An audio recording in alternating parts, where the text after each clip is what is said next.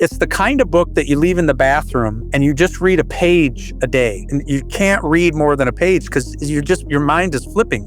It's like, what the hell does that mean? And I'm in the place now where I've got this opportunity to really codify a lot of the stuff that I've been accumulating over the last 30 years about how to run a business. So most people, when they start a business, there's this thing that happens. It's like, how can I succeed and keep my soul? I make the choice that it's going to be a great future. I want to know how I can live into that future to make it as good as possible. If it's true that there's, it's the end of mankind and that happens in 10 years. I mean, I want that to happen in 10 years. I don't want it to happen now. And so when somebody comes on and talking about how terrible it's going to be, I don't listen to it. You're listening to Time Compass, a compass for leaders navigating uncharted waters. Time Compass is where visionaries, thinkers, and changemakers come to share the stories and tools that shape their path. Hosted by me, Bud Leiser, each episode captures the transformative conversations rooted in personal growth, business wisdom, and conscious leadership. Whether you're scaling a company, pivoting your purpose, or seeking clarity in chaos, this podcast offers grounded insight and expansive thinking to guide you forward. And so then I discovered EOS, the Entrepreneurial Operating System. Because I'm sorry, I thought you had already discovered EOS in your tech company and all this other stuff, and you'd implemented it there. No, but this came much it wasn't later. Around. No, it wasn't even invented. He hadn't invented it yet. No. And I wish I'd had it because my life would be very different. What I studied with Toby in California for 5 years was a lot of very technical stuff. We read neurology books. We read philosophy books. The kind of books I try to get somebody to read that, and it's like, no way. I mean, it's the philosophy books. So Computers and Cognition, written by Fernando Flores, and I forget the other guy's name. It's the kind of book that you leave in the bathroom and you just read a page a day. And you can't read more than a page because your mind is flipping. It's like, what the hell does that mean? What the hell does that, the way that you're responding to my phrases, it's like, I've dumbed it down so much and so anyway, I would take that stuff out and teach people that. And people go like, that's awesome, Kevin. That's really smart. You're probably right. But my hair's on fire. I got shit to do. So unless you can tell me what to do tomorrow, I'm afraid I can't do this. And so I learned something in that. And it's like, okay, enough people told me, tell me what to do, Kevin. Tell me what to do. Just tell me what to do. That right. I took heed and I looked and I found two systems, two management systems, two companies that were telling people what to do. And so I used their tools with both of them.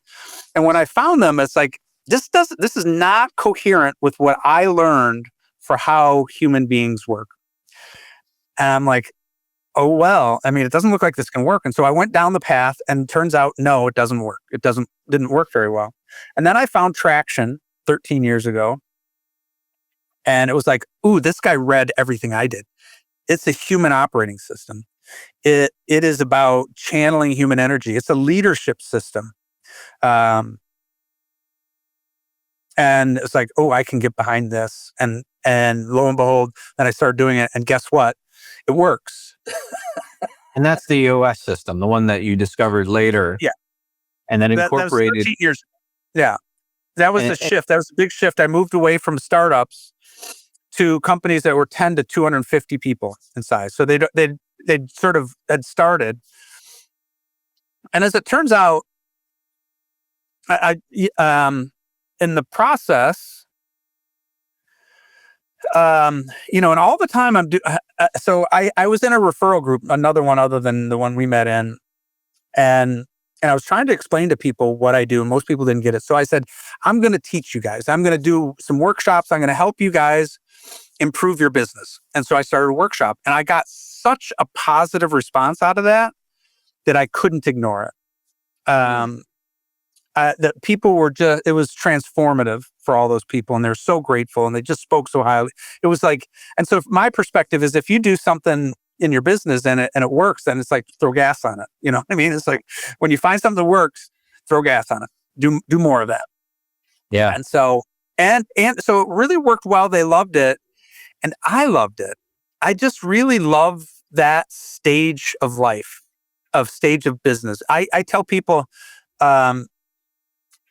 that, EOS, I help people sell their 35-foot boat and buy a 55-foot boat. You know what I mean? They're already doing pretty well when I encounter them.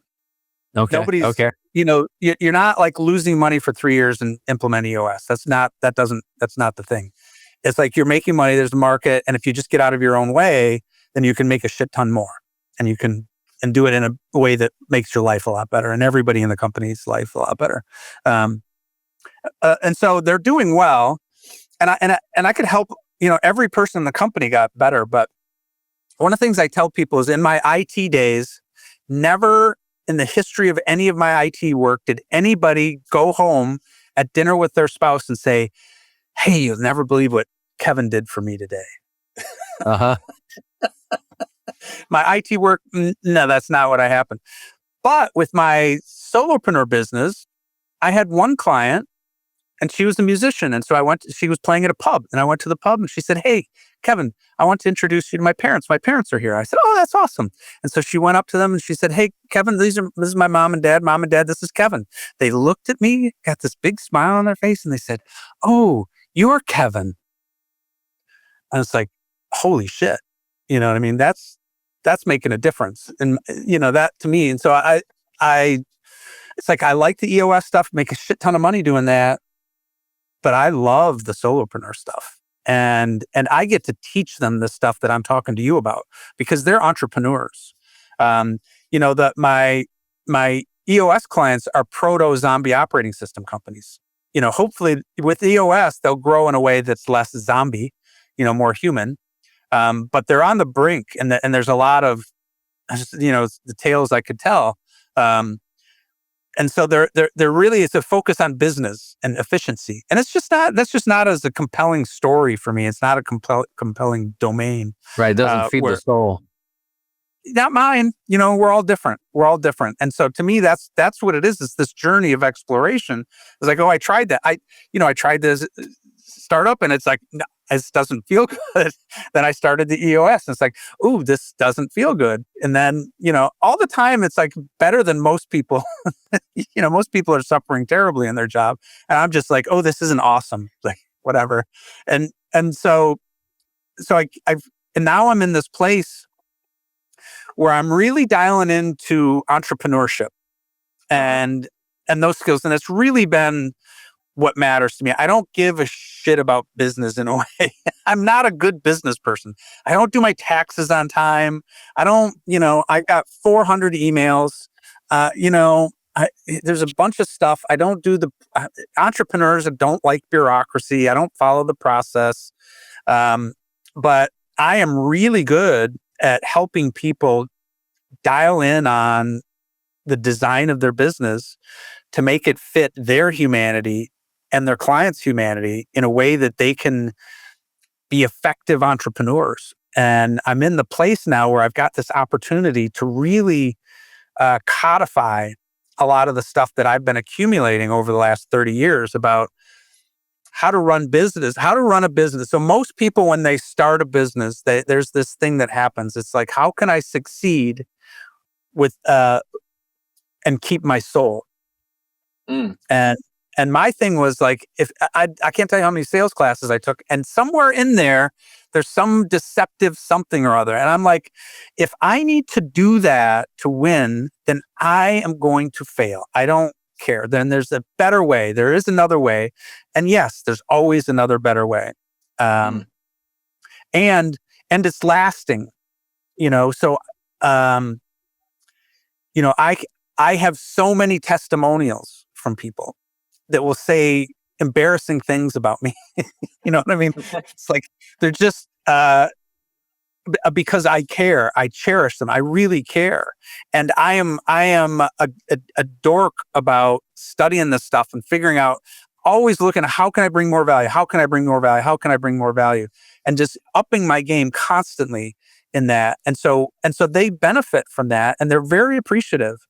Um, and I keep getting better at that.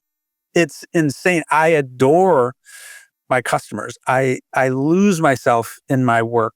Um, I'm in flow with my clients. Well, that's Uh, great that you went through 10 years of hell or soft hell or however you would describe yeah, it, to then finding a system and then implementing the system and then showing that it works. And I loved your example of helping somebody who already has the 35-foot boat or yacht get to the 55-foot yacht. I think that's a great yeah. analogy I hadn't heard before. So how do people that want to engage with you, where is the best place for them to get in touch with you? And then what does an early engagement look like? Yeah. So I've been writing a lot, and I want to tell anybody that's interested in entrepreneurship to you can reach me at kevin@suboski.com. That's the easiest email to remember. Okay. And your And I will, website is fastestroute.co? yep, yep, .co, not com. Yeah. Um,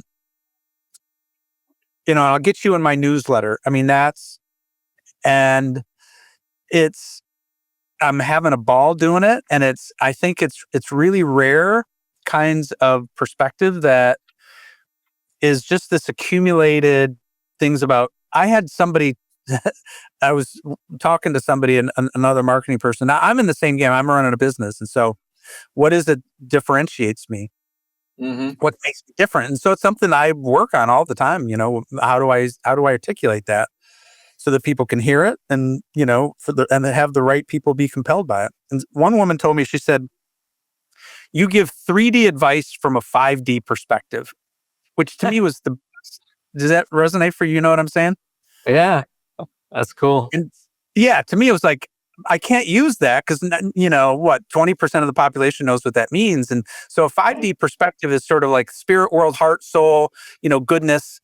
3D is like the practical, pragmatic kind of world. And so I know all sorts of people that are very spiritual, giving, loving, all that kind of stuff.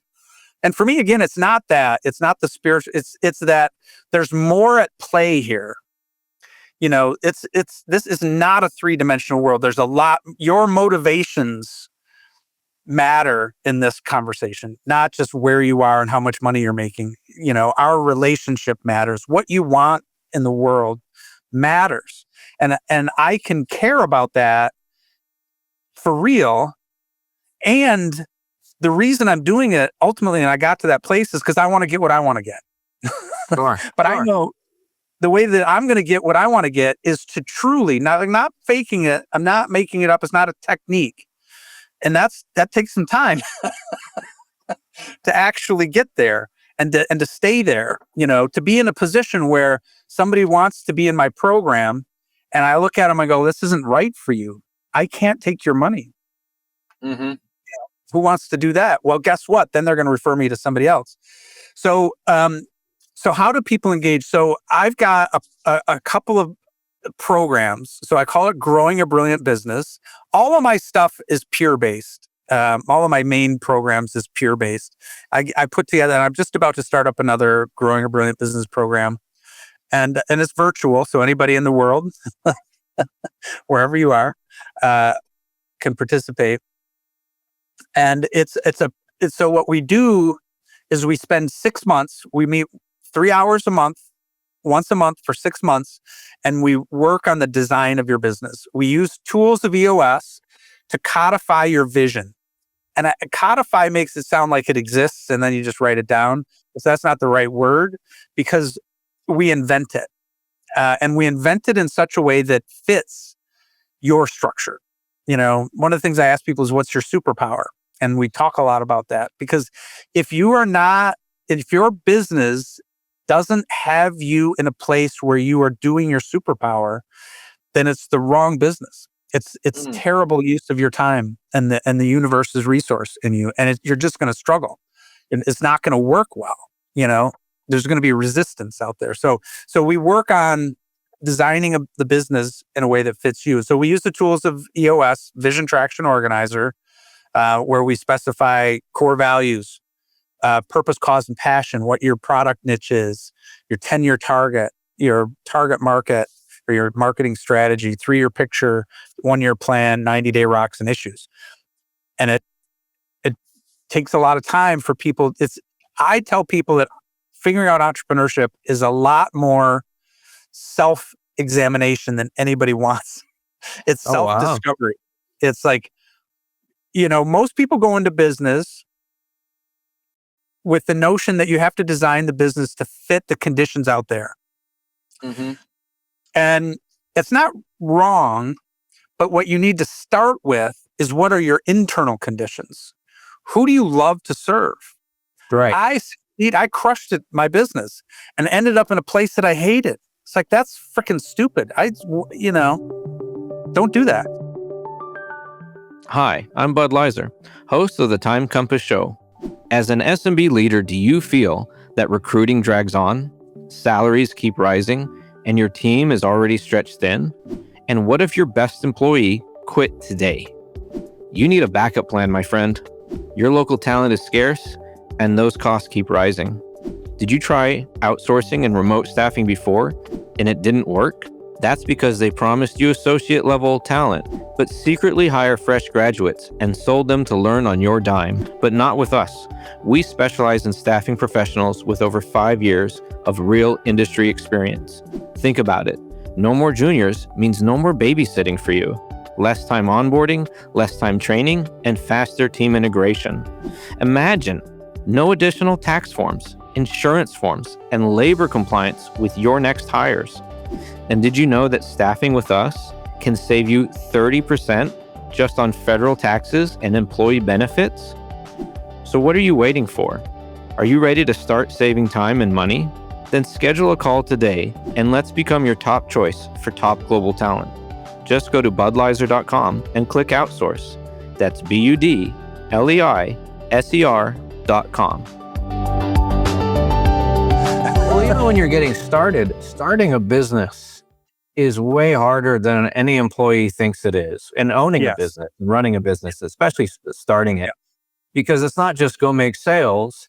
It's you got to do sales, you got to do marketing, you got to do branding, you got to do hiring, training, firing, administration, compliance, paperwork, legal work. I mean, there's so many things that very few people can do it all themselves. Like most 99.999% never could be able to. And it's just, it's too much. It's really too much. And as more and more governments pile on more and more labor compliance and law compliance that they don't have to deal with, as we have politicians who write laws and processes that they never have to go through or deal with, it's just going to get worse and worse. So it's really hard. And any employee who thinks, oh, the boss has it easy, oh man, you're so mistaken. If they started the business, you are so wrong. Well, I was pointing out that it's a process of self-discovery. Right. There's got to be motivation in there that's besides the dollar, because you are going to get hit with so many problems, mistakes, and hurdles that you didn't expect, from betrayals, partners, employees, investors who suddenly disappear. Anything can happen. Literally anything can happen, and probably will happen if you do this enough times. You got to have a deeper motivation to get you through those hurdles. And you got to be doing something that, like you said, feeds your soul or gives you value or something, or at least is a quick win. I'll give an example. One of the great things that I did is I started an Airbnb in Las Vegas, and I was prepping the room. I didn't have it finished, but I put it on Airbnb, and I thought, it'll take, weeks or a month before I get my first client. So it's okay. I'll get the curtains and I'll get the bed sheets later. And then wham, booked for Friday on a Wednesday. And then wham, booked for Thursday. And today's Wednesday. I got to go get that stuff now. But that quick win was motivating. That quick win was exciting and motivating. So, but to go longer term and build a bigger thing, especially if you're building something like you're actually building a product that's going to take time. The early win isn't even possible. You need to have some real motivation, and you got to understand like you're saying, you got to understand yourself and what's going to motivate you and keep you Yeah. going. I'm so grateful for the experience I had with the business plan competition, because people would come back. People could keep coming back, and so I would see people like every 6 months for like 3 years and see their progress. Um, one of my favorite questions with people is say, "Why are you doing this?" Mm-hmm. And like, there's three big reasons. The first reason is money. Those guys were always. I never saw them again. That is the weakest motivation, because and if you think that you're gonna make a shit ton of money in business, you're better off getting a job somewhere. If it's about money, 100%. And honestly, yeah, sorry, I want to jump in here because I have a really valuable point that I wish I heard in my 20s. Right, there's going to be so much stress and so much like just every day. Like, I'm not talking about stress while you're at the job, stress in the middle of the night, stress with your spouse, stress on with your family. vacation. You're always going to be thinking about your Yes. business and solving problems if you go start a business. If you just want money and comfort and the good life, and you think that your boss has a boat and that he has it, you're mistaken. And B, here's some real advice. Go join a startup that's already funded, that pays good salary, and get the stock options. Work really hard for 8, 10, 12 hours a day and go home and turn it off. And, take that extra money and put it in the stock market on dividend yields. I'm not even joking. You'll have a fulfilled life. You'll have a good life. You'll have good money, and you'll have a lot less stress. And just look at the starting a numbers to business figure is that not out. for everybody. Sorry, Kevin, but starting a business is not for everybody. But for those that are, continue. Yeah. And so there's three reasons. So money, and that did not pervade, because as you say, you need something to get you over the crises, because it's terrible. Mm-hmm. Times it's just really, gripping. It's it becomes so important. In some ways, it's like it's more important than your kids or something. It's like, it is your baby. There's so much of your ego wrapped up in it, right? It's like if your business fails, then you are a failure, right? I mean, it's tough. It's really hard. So the first one, money, doesn't cut it. The second one is, I don't want to have a boss. I want to do what I want to do. That has some potency. Right. They make really good freelancers, right? Yeah. Yeah. I'm just thinking there's actually a fourth one, but the third one is, because I'm just thinking it through what I did. The third one is you see a problem in the world and you can't stand it. You got to solve it. Mm-hmm. And that's where I've been for the last 20 years. I think when I started my first business, and this isn't uncommon, I'm encouraging people to find their passion, but the truth is, you may need to just build a business for the money first, because that's what I did. I didn't know that I wanted to do this when I started that business. I didn't know that. And I knew, and what I was doing, I was in the game of building pragmatic skills. I was building skills. Sure. And there's art to it. And so I really cared about what I was building. And so that matters, right? If there's an artist component to it, where you're building something beautiful, if that's how you're wired. And that's how I was. That's what my purpose, cause, and passion for my first business is I wanted to build a beautiful business. That's really what I wanted to do. But you were doing this program. You had these people come into your program, or the program. I think it wasn't necessarily yours. The business plan competition, plan pitch-a-thons, and you got these 4 motivations. Was there anything else there before we move on to another subject? No, and a lot of this is just about that evolution. So I think we went down this path because we're talking about entrepreneurship is far more about self-discovery than anybody wants it to be. This personal inquiry is like, nobody wants to do it, but it's potent. And the more that you do it and you shape the business around how you really are, you keep doing that and it becomes magical. That's fantastic. And you told us about your program, and people can go check it out and engage with you. Do sign up for his newsletter. I'm on your newsletter. I'll be honest, I haven't read every email yet. They're kind of big topics sometimes, but I do. I'm not going to unsubscribe because I do want to read those eventually, right? And so that's fastestrroute.co, not com, Yeah. fastestrroute.co. And what are the different ways they join your program? Can they also sign up for one-on-one coaching? Is there any other packages that you offer? So I have some online courses. I do one-on-one coaching. I tend to be, the reason I do so much group stuff is because it's a far better return on investment for my clients. Makes sense. You can get, so first of all, you can get, if it's you and I talking, and then you're limited to my contribution. If we open it up to me and 9 other entrepreneurs, Yeah. they've got something to say, and they've learned from each other. Well, plus When you I see talk, you hear somebody else's problem, and that makes you realize, oh, totally. I forgot I had that problem, or Or that you can might help in the anticipate this future when you coming. do have that problem. Yes, totally. And then you get to spread my costs among 10 people. Right. So the return's higher, the cost lower, return on investment. I mean, you can't beat it. And so, but sometimes one-on-one coaching does make sense. But I'm available if anybody wants just to have a conversation. I do, an advisory session for free for people. Oh, that's great.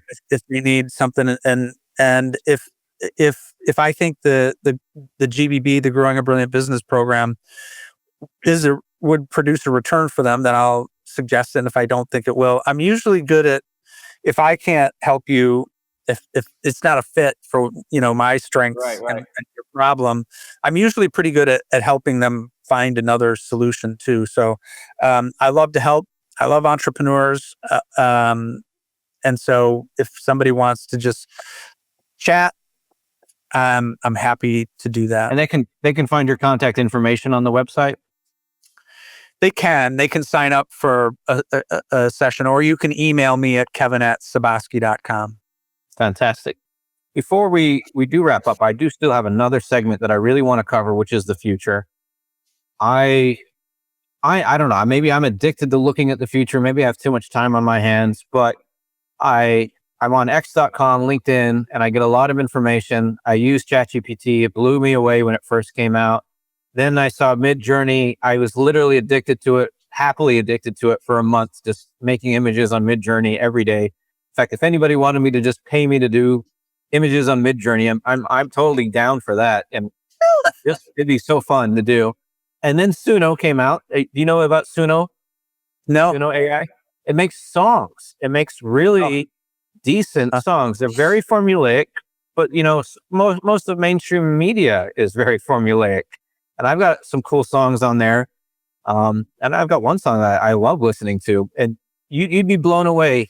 In a couple years, you'll be jamming to something and you won't even know it's AI. I'm telling you, you won't even know.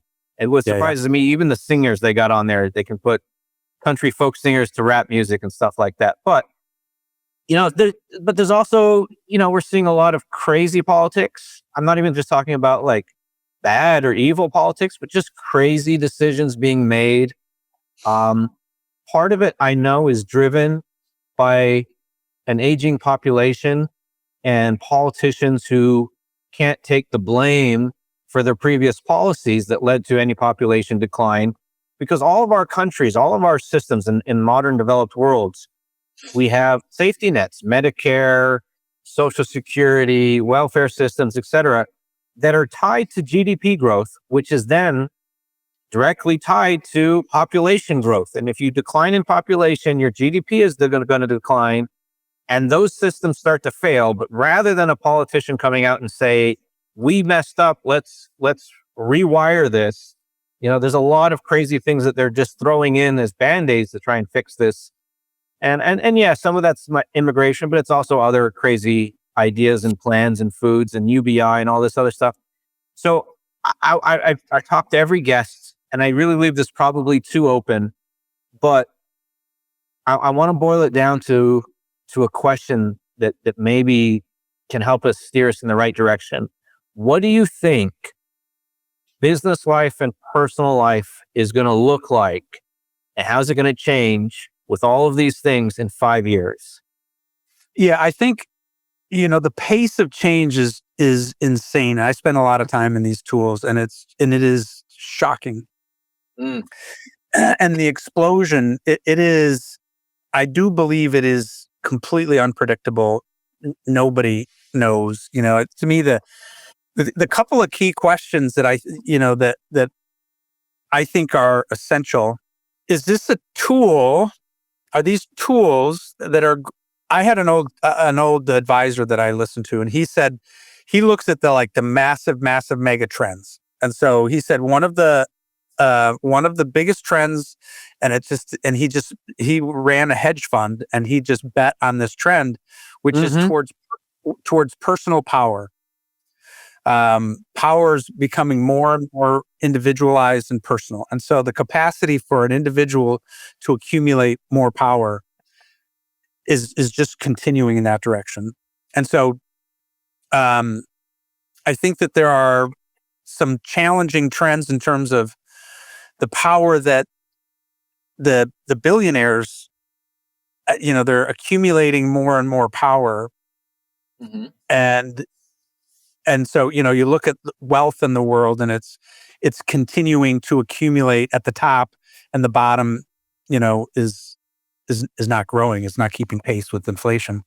And so the question is, does this move us in the direction that continue to give the billionaires more power, or does this give individuals power? And this was a question. This was something I heard in an interview with Sam Altman, and he was the president of OpenAI for ChatGPT.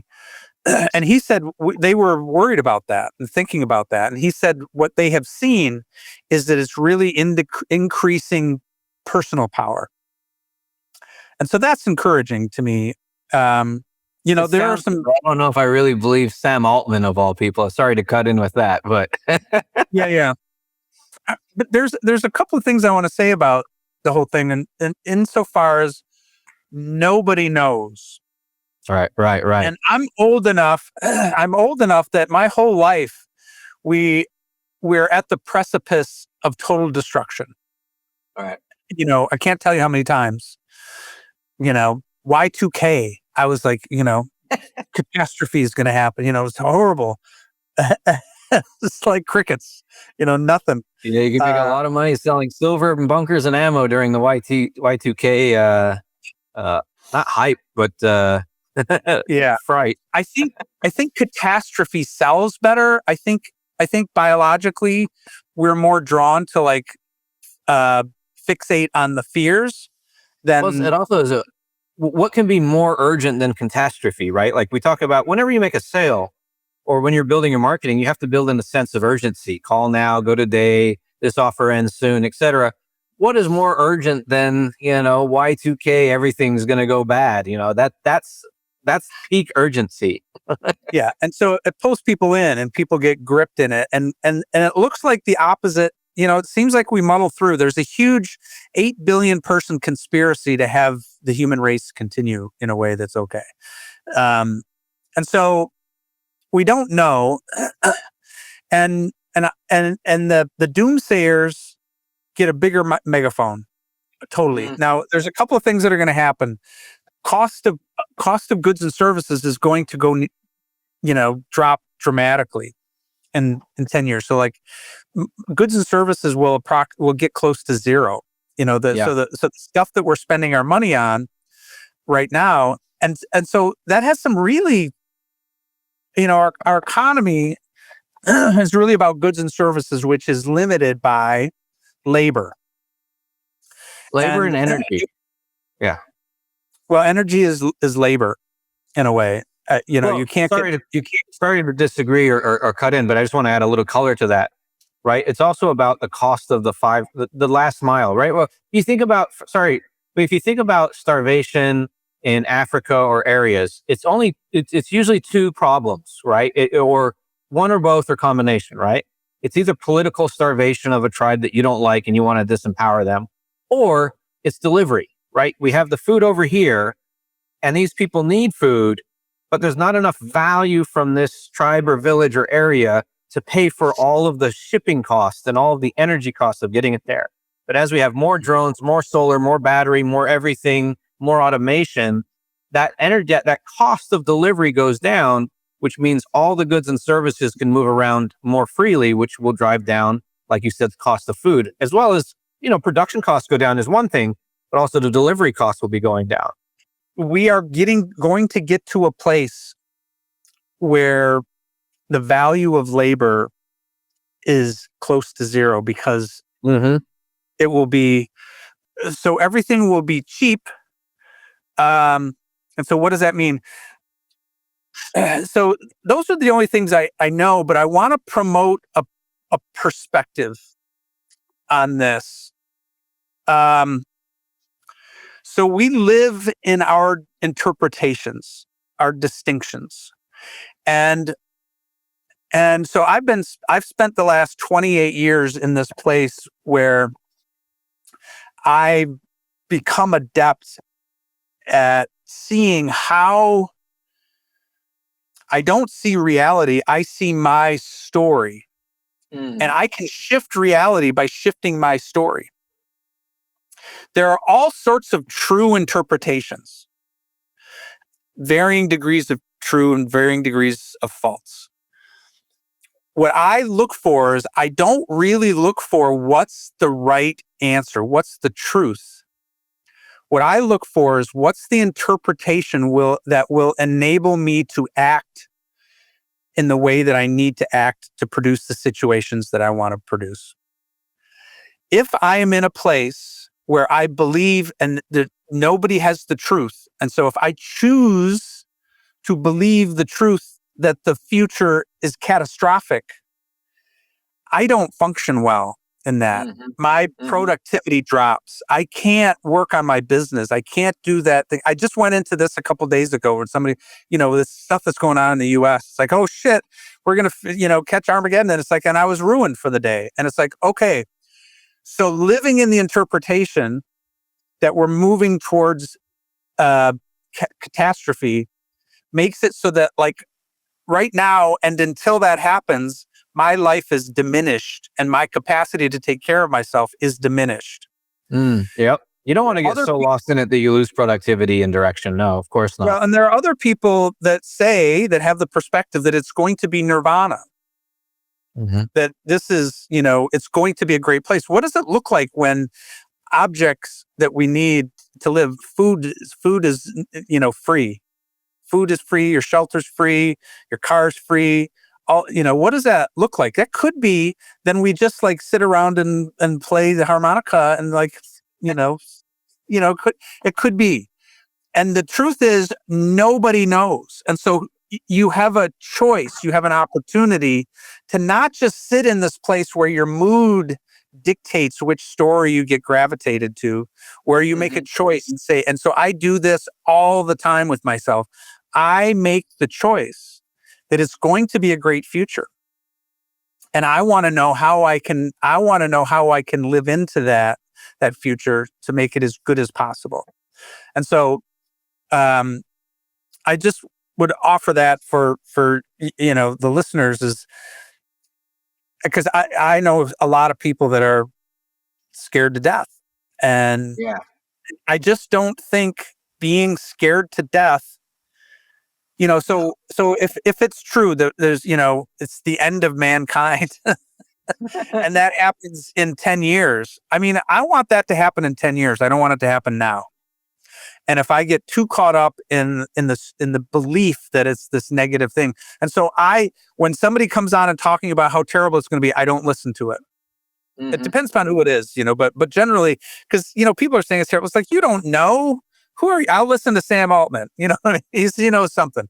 When I hear somebody that is talking about why it's going to be a good place, I listen to those people. And I want to know, I want to deepen that interpretation so I can live in it, so I can live for the next 10 years and have a great life while we figure out what the hell is going to happen. Sure. Yeah, we don't want to give so much energy to negativity that we bring it forward. But as entrepreneurs, as business leaders, I think we also have to plan a lot for the future. So do you think your tools, I mean, let's focus on your coaching for a second, because I'm going to have a lot of coaches as my listeners. Yeah. If ChatGPT gets better and better, or if any tool gets better and better, is that just going to make your practice better? Are you going to lose people? Are you going to have to transform? And what tools are you excited about or bringing into your practice in the next few years? Or how would that change your daily activity? Like, you think about your daily life, right? Or your peer groups. So you have these peer groups, you do 3 hours a month. Now all these tools come out. Does that move you to doing a 3-hour thing? And then also, hey guys, plug into Kevin's AI, wrapper around a chat that you've trained. And now you guys have access to an AI tool, and you guys should do that once a week, or once, an hour a week or an hour a month type of deal. What do you think? I am looking for some bigger picture things, because as I told you before the call, I think if we get, say one person's, like you said, nobody has the answer. I love that, because it is unknowable at this point, because there's so much growing so fast. But if we get 100 people, 100 leaders, 100 business people, 100 tech people, 100 AI people, we get all these perspectives. I think the truth will be some combination there, and there's some value to pull out of there. So what tools will you be using, and how your processes be changing? So I'll tell you how I'm thinking about it, and I'll tell you, because you're right. I do think you have to do both. You have to manage your mood, because if you're just in a shit mood, doesn't matter. You're just moving forward the catastrophe. But you need to. I think it makes sense to try to place some bets in terms of what's going to position you the best, and it's hard to tell time frames. How long until. So I don't want to be in a position. So you're going to be able to buy Optimus from Tesla and Elon. In we're going to July. have robot workers, and they're not going to come out instantly, right? But 100,000 a year, 200,000 a year, et cetera, et cetera. And they're going to be 30, 50 grand, something like that. And so very affordable if you think about it. Yeah. I mean, how much? So, and that's, if that lasts for 5 years or something, how much of that, what's the dollars per hour? So if your value to the world is moving your arms and legs in a way that there's no skill attached to, that's tough, man. Because I think that there are going to be, those are the, anyway. So labor, if you're just laboring, knowledge is not, a lot of our work is based upon knowledge that we bring. I have knowledge to share. Right. That's going to become less and less valuable because ChatGPT, they're all going to be better at knowledge than we are. But there's this other thing that I would say is that we are all unique observers. Mm. And I don't think that in any time soon, AI is going to compete with us as an observer. So this is interesting. You got me thinking. This is interesting. Continue. Yeah. Yeah. So I have spent 62 years producing this structure. Uh-huh. And this structure, if you and I are in a room and we're in a conversation, we literally see different things. It is a different reality for us, and the observer that you are is a very human phenomenon. So I've spent a lot of time writing with ChatGPT, and it's amazing. It's kind of a parlor trick in a way, because it writes stuff that's holy shit, that's amazing. But then I think that, so a big thing that I'm a huge believer. So entrepreneurship, I think if you're structured around producing a premium offer in the marketplace, that's what's going to make you perform better. So how do you be a premium offer as opposed to value? So people who are positioning themselves towards premium are going to be more safe. Yes, if you compete on cost, you cannot beat the zombie operating system companies, and they are going to leverage the hell out of this technology and continue to drive costs lower and lower and lower. And so if your game is how do I do this as cheap as possible, that's tough. Whereas Right. That makes a lot of sense. if you are in the game of like, how can I be more valuable? How can I be more valuable? So the return on investment, how do you increase the what they get? And so if you do that, then the observer that you are is more scarce. If you're a business, church, school, or nonprofit paying over $90,000 a year in utilities, listen up. One of our clients thought their bills were quote unquote normal until we uncovered $136,000 in refunds they were owed because of mistakes, misclassifications, and missed rebates across their electricity, sewer, gas, and trash. Now imagine what an extra $100,000 could do for your organization. New equipment, new staff, new programs, or simply boosting your bottom line. But there's a deadline.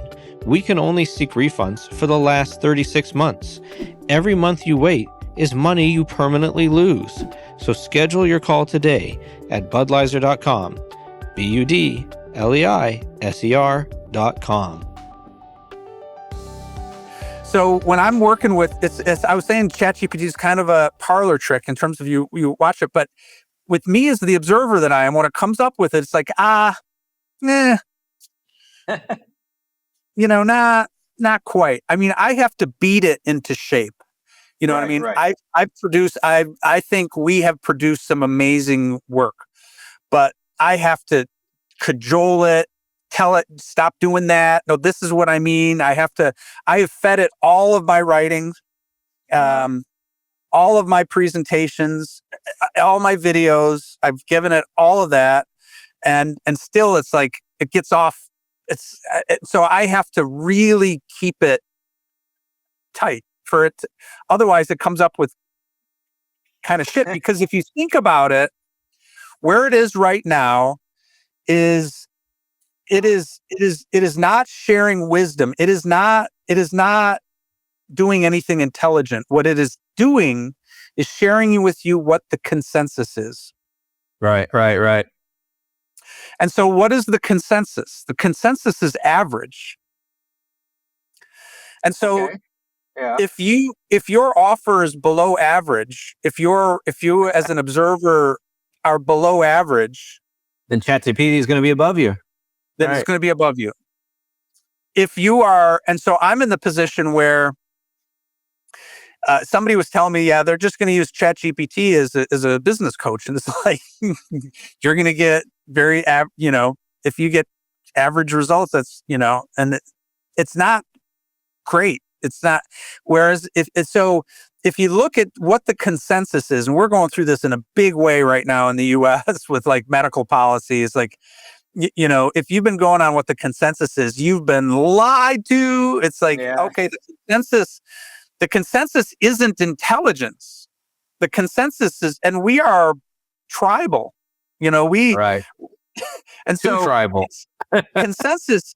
And so when you look at like, where is the brilliance out there? And it's in these little pockets. The brilliance in little pockets, and the brilliance just outproduces the mediocre every time.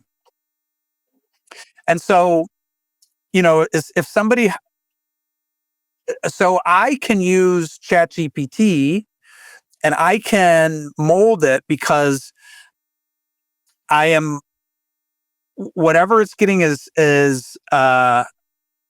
consensus. It's gross and tepid. There's nothing in there. Very mediocre, right? Very mediocre. And it's smart enough that so you can like box it into little pockets. So I'll say, read this, let's write this. Okay, we wrote this. Now like look at it as though you're Fernando Flores, because it knows Fernando Flores better than I do. And so you can sort of because of what I know, because of the observer that I am, I can use that as a tool to create brilliant stuff at 100 times the pace. I mean, I got up this morning and I had this thought about premium offers, and I'm like, and I wrote a 7-page paper, and it's not perfect yet because I haven't tweaked it enough, but it's amazing. It's worth. I'm going to send it out to people. They don't know that it's not great. You know what I mean? Well, after watching this episode. Well, I mean, yeah, right, yeah. But everyone, I love ChatGPT probably too much. I need to explore some of the other tools that are out there. I haven't either. And it has the wordsmithing that sometimes I miss, and of course I have to go back in there and I have to fix, I don't know, 10% of it, because 10% of it's wrong. It got a person wrong, or a sentence wrong, or it doesn't actually explain what I do or what it actually should mean. But a lot of the other wordsmithing is very, very good. And so it's elevating my game. I'm like a mad scientist. And so the fact that as a mad scientist, I am shaping ChatGPT to say what I want it to say, but it's saying it in a way, I don't care that I've got a ghostwriter writing this stuff. It's all my ideas, and it expresses it in a way very quickly. It would take me weeks. It would take me weeks to write the paper I did in an hour this morning. Really dialing in on, and I don't know whether you have this experience, but when you're working with, it's hard to say when they're going to come up with, general intelligence, because that's a different phenomenon. And I've heard people say, the truth is, so I was in AI when I was at EDS. So I was in an AI group in 1987, which is fun, right? and at that time, oh my God, in the next 10 years, we're going to have this and this and this and this. And it's like, it took until 5 years ago or whatever, 3 years ago. 40 years later, the 10 years caught up. Yeah. And so, and really the big thing about what happened is really one innovation. It's that we figured out how to go through all the world's data. And that's the sort of the innovation. And that just because we had that innovation doesn't mean that general intelligence is around the corner. I want to ask you a question, since you're already so deep into this. Right? We throw around AGI, general intelligence, a lot. What does it really mean? What do people think it means? What does it really mean? But also, how would we test? How would we even know? Because my thought process behind this is that the code and process that ChatGPT uses will not get us to AGI or general intelligence, because it's going word by word, trying to, in a very, very linear way, not a quantum way, not all directions at all time, but in a very linear way, it's trying to make another word that's going to make you believe what it wrote, which then causes it, one, to sound very authoritative and very knowledgeable, as if it knows. It never is humble. Number two, it lies. It makes up stuff if it can't find the information. I think the latest update is I don't know if it's this update or previous ones, is terrible, because it seems like it got lazier and lies more often. And I just don't think we're going to get there with this code. I think somebody has to change the process of the code for us to even make that leap, so that we can't say in 5 years we're going to have it, because we don't know when that breakthrough is going to come through. But what is AGI? What do people think it is? And how would we even test? How would we know, apart from it suddenly building billion-dollar businesses and taking over everything, how would we know it even achieved AGI? Yeah, I'm not sure about the answer to that. What I know is, I know a lot of people that are terrified of it, and to me, and they're concerned about me because I'm spending so much time with it, and I call it chat. But anybody that's spent enough time with it understands, I think, that it's not intelligent. It is. Right. It's a vast matrix of words and relationships of words. It's doing math with words. It's not Actually really by the way, it's really terrible at math. If you ask it a bunch of math problems, but that's because it's a LLM, large language model, not a large math model. Yeah. And so it is, so by spending a lot of time on it, you can really start to see what you bring to the party, because I can reason. I can reason about this stuff, and it's not reasoning. It's just hearing what I say, going out, looking at the data, coming back with what it's found in terms of some relationship. It's doing math with words to figure out which, he had this string of words. What's, I don't know the magic that they use, but it's just really looking at what's been written before. Right. How do I package that in a way that will make him satisfied? Right. Yes. They're not trying to come up with the truth. They're trying to make you satisfied. So when it's giving me this stuff, I'm doing something different, and I'm looking at it and it's going, there's something wrong here. It's not quite right. And then I have to think it through, and then I'm making shit up. It's not making shit up. It's just packaging what it's read before. Right. You're the creative person, and it's sort of just wordsmithing it better and faster. But the creativity still comes from you. Yeah. And it does have access to ideas like a string of words. And so, and so it can make my ideas better. So, to me, I can't trust it to write anything for me. No. It doesn't, but it can have a conversation with me that makes me better. Because it's gonna pop in some ideas. It's gonna hear what I say, and it's gonna see some other pattern in what I said, and like show me that pattern, and I go like, I hadn't noticed that. Right. But it's not thinking. So I don't know how you test that. I do think it's, when you work with it, it's a different experience than hanging out with someone else and having a philosophical conversation or anything like that. That is not what it's doing. That's pretty obvious pretty early on after you've spent probably 10 hours. When people say general intelligence, what do you think they mean by that? Yeah, I don't think I have a rigorous definition for that, but there is general. So it's not.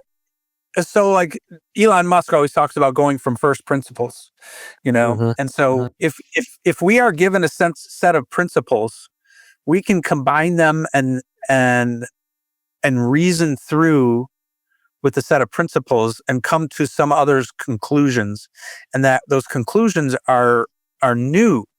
We're not just regurgitating something else. So it is using something to make a leap to some other place, and it doesn't do leaps. It doesn't take you to a new place, and we can go to new places. Right. Innovation is a new place. I think I want to. This could sound really, really weird, right? But it seems like an opportune time to bring it in. I think if we do have AGI and we have the next evolution of intelligence is machines, or however you want to describe this, I think the machines will keep us around because it's at some point we're just not a threat, and B, it could go into the universe, it could explore forever, and eventually find a problem that it can't understand or solve or wrap its head around. And there's 8 billion thinkers out here that it could come back to with a question. Like, we could still be useful, I think, in some scenario. So I don't have this huge doomsday fear that a lot of people have with, super intelligence computers. I do have a concern about dumb computers with too much control and too much access to everything. If you've ever played the paperclip game, which only takes 30 minutes. It's pretty eye-opening. It's played in your browser. It's completely free. But it also opens up the possibility. Well, I'm more worried about a gray goose scenario where something just wants to harvest all the iron, and there's iron in our blood, and so it harvests us. Dumb computers are more scary than really smart computers for me. Well, I think that there's something else. And I don't know whether there's any cheese down this tunnel, but I part of what I've been playing around with is executive function. So this is a thing. So we have executive function, and I've been in situations. So the reason we have emotions, is because have you studied evolutionary psychology at all? I don't know if I've studied evolution psychology directly. No, I never looked up that term. But emotions help us navigate complex decision making. There is a person who've lost their emotions because of an accident, such as a car accident. They walk into a grocery store. Maybe they want bubble gum, or someone told them to buy bubble gum, and then they go there. There's 20 or 200 choices of bubble gum, and they literally spend forever making a decision because they don't have the raw data, right? They don't have the data to make the correct decision. So they stand there and think for literally hours, possibly, and they get stressed out. And if they had, emotions help us make decisions faster, and that's key to our survival, right? This thing is looking at me: run, stay, or get bigger, right? What do I do here? Yeah.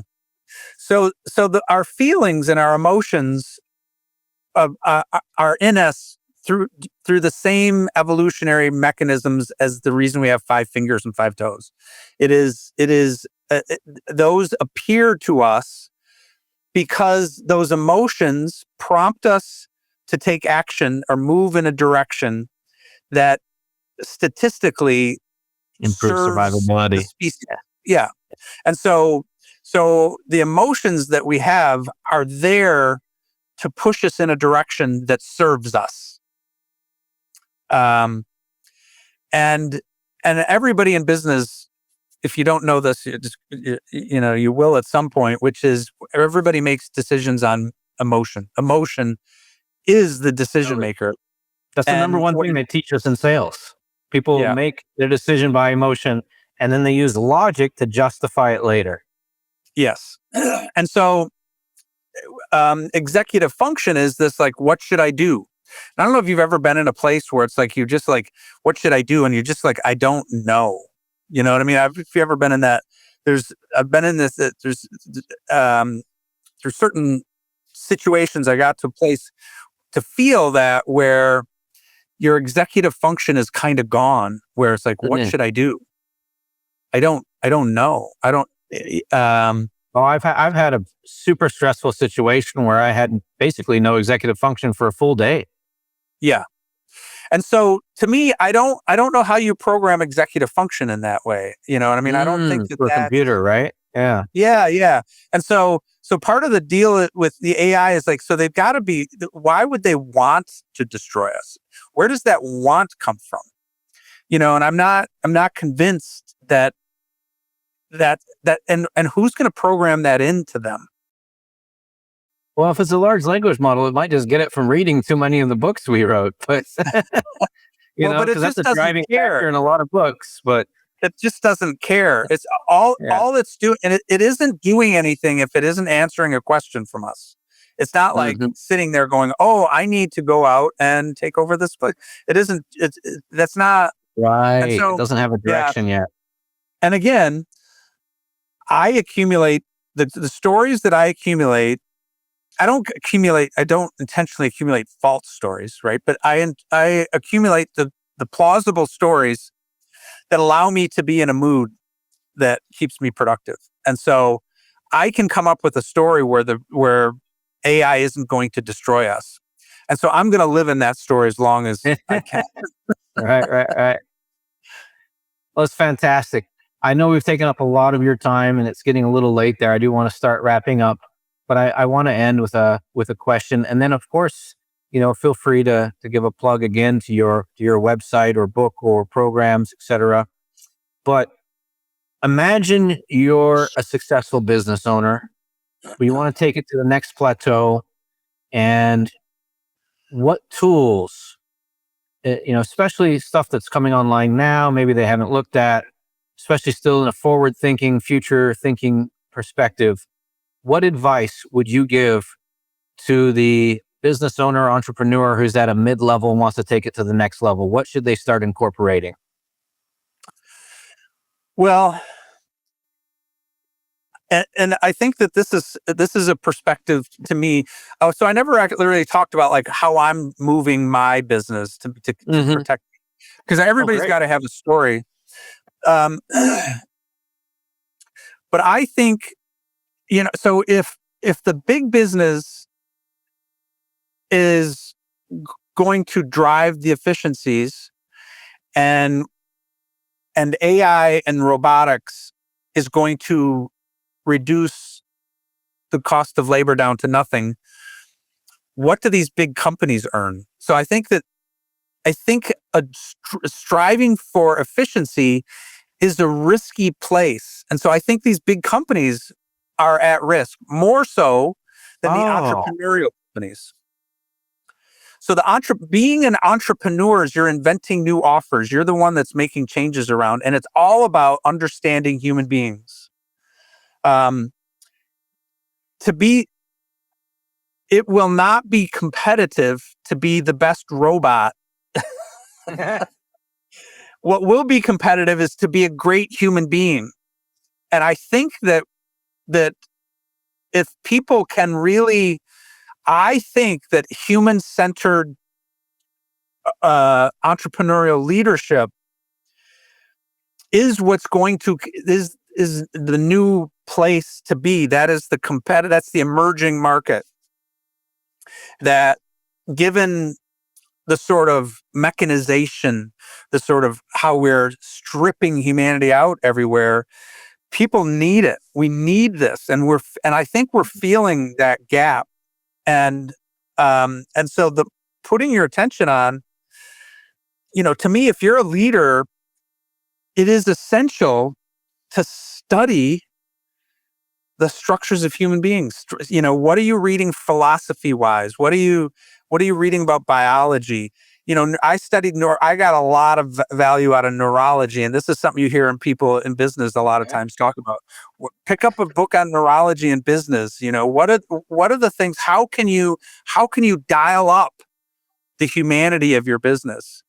Because I just read a little article about this guy who he was a peach farmer, and this, I don't know, 30, 40 years ago, everybody was trying to figure out how to make peaches more durable so you could ship them. And he said, screw that, I'm going to organize around making my peaches taste the best. Well, thank him. Now, that's a much better goal. Yeah. And now the zombie operating system companies, we need peaches all over the world, no doubt. And those are cheap, and that's a good service to have cheap food. Now we have cheap poison food, which is a problem, but huge. But now, at some point, when do people really go what I really want is a peach that tastes great? So who is in a more secure position? Sure. The guy that's got the peaches that taste really good, that fit our structure, or the people that have the peaches that fit the structure of the shelf, the store shelf, and the truck. They fit the logistical problem of the world, but this guy, he's going to be okay. For sure. And I think it's the same thing with every business. The more that you can figure out what's my premium offer, how do I be a great human being and allow people to be a human being around you, and what the hell does that mean anyway? And be in that inquiry and try to live through it and do it. Because this body was built for the savannah 20,000 years ago. So the structure that we are hurts in the environment that we are today. There's a lot about the environment that is stressing the system, because the system was designed for an environment that it no longer operates in it. And we've just been told that you've just got to figure it out and suck it up. Well, at some point we're in the process of figuring this out, right? The degree to which the world is manipulating our dopamine production is shocking. Yes. Right. And so they're hacking our emotion systems to make us do things that is not good for us. That zombie operating system leadership, where I'm going to get you to do something that's good for me. Eat this food. Yeah, it's going to kill you. That's not my problem. I made the money, and so at some point we will move beyond that. We will figure out how to protect our dopamine from these bastards. And so if you can be one of the people that's leading that charge, which is really, how I see I'm taking my business. I'm passionate about this. We're going in an ugly way with efficiently driving out all of humanity. And I think, we need to start a movement. And so I'm starting an entrepreneurship academy with Howell. I'm looking for other organizations that want to teach that. I've got a curriculum. So if anybody out there knows anybody that, is looking for a curriculum and somebody that teaches entrepreneurship, and you've got people that, that you want to educate in this, I'm really scaling up the work that I'm doing and systemizing it and teaching this stuff. And so part of it is like, I could have just continued with the EOS thing. But if I do this, to me, I don't know how the AI can compete with me on that. If I'm dialing in to this discourse, which I'm inventing. Okay. And it's not AGI yet, then I feel I'm going to be good. So I was just buttoning that down, like answering that question for me in terms of like, am I taking it? But if anybody out there knows somebody that wants to serve entrepreneurs and bring this perspective to them, so many entrepreneurs don't want to execute the zombie operating system. They want to execute a human operating system, but they don't know how. And I know how, and I've got the structure to teach it. Man, I'm just telling you, you would fit so well in the Bali right now, and there's so many people that would love and resonate with what you're saying. We got to get you out here sometime. I'm game, man. If you've got somebody to talk to, I've been in the conversation as like, where do I need to go? It would not kill me to spend some time outside of the U.S. right now. It's a scary place. Anyway. Difficult now. Man, it has been so cool to have you on the show. We've spent a lot of time together on this show, and that has been so valuable, so good. I think we got to do this again sometime in the near future. Give a last plug for your website, for your program, and tell us best things to get started with you, the best lines of engagement. Everybody should sign up for your newsletter for sure. Yeah. And the truth is, I'm doing what I'm doing because I love to help, and I love entrepreneurs. And if I can help entrepreneurs, that's a great day. And so, hit me up for a conversation. Let me know what you're up to at kevin@suboski.com. Check out the website. That's www.fastestrroute.co. And that describes my programs a little bit. I need to improve that, but that's good for now. And yeah, the programs, so I have 4 Growing a Brilliant Business programs. The first one is about constituting your business, because most people, they leave everything open. They're very fuzzy about what the business is. And if you're very fuzzy about what you do, it's really hard to market your business well. And 100%. Yeah. Most people, they think that they struggle with their elevator pitch. They think that they're trying to find the words, and they don't. But what I see is what they're doing in the elevator pitch. They're not struggling for words to describe this thing.